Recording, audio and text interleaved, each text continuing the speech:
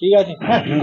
আচ্ছা, গতকাল আনুমানিক 4:30 समय স্পেসিফিক একটা খবর পেয়ে এসওজি along with বেহরামপুর থানা আমাদের বেহরামপুর সুভাষ নগর মোড়ে আহিলা হসপিটাল যেখানে আছে সেখানে একটা তল্লাশি অভিযান চালিয়ে 3 জনকে আটক করে, যাদের নাম হচ্ছে রফিকুল মন্ডল, বাড়ি হচ্ছে ইসলামপুর, সকিরুল শেখ, বাড়ি হচ্ছে সাগরপাড়া, আর কাউসার আলী, বাড়ি হচ্ছে সাগরপাড়া।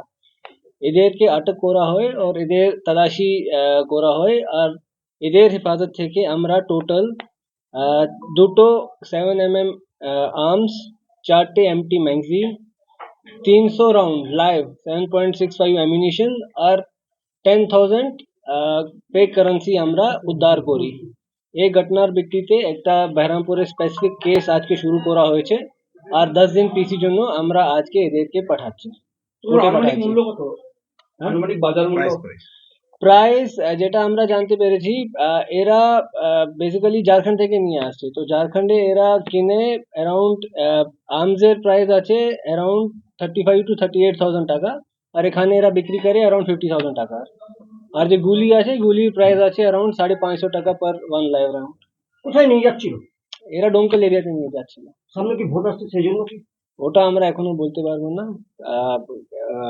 যখন এদের ইন্টারোগেশন হবে তখনই আমরা বেসিক্যালি বলতে। কাকে হ্যান্ডওভার করতে যাচ্ছিল ইনফরমেশন আছে?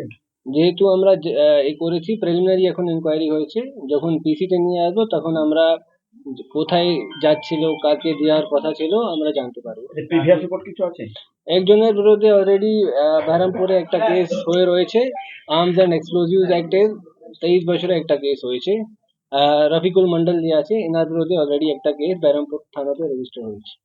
যে এত বন্দুক উদ্ধার হচ্ছে, পাশাপাশি অ্যারেস্ট হচ্ছে, তারপরেও কি বন্ধ করে রোকা যাচ্ছে না? কি কোনো সমস্যা? দেখো, বন্দুক তৈরি তো আমাদের এখানে হচ্ছে না।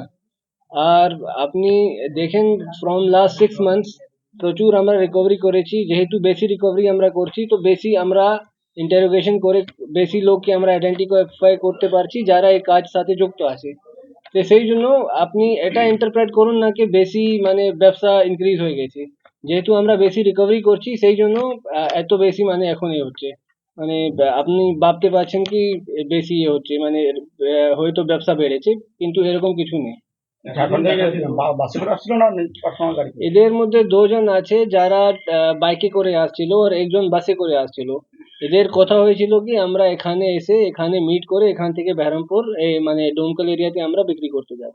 এতদিন দেখা যেত বিহারের মুঙ্গের থেকে ম্যাক্সিমাম আর্মস আসতো, এটা হঠাৎ করে ঝাড়খণ্ড থেকে আসে। ঝাড়খণ্ডে যেহেতু এরিয়া কাছাকাছি আছে সেই জন্য ঝাড়খণ্ডে তৈরি হচ্ছে এমন কিছু?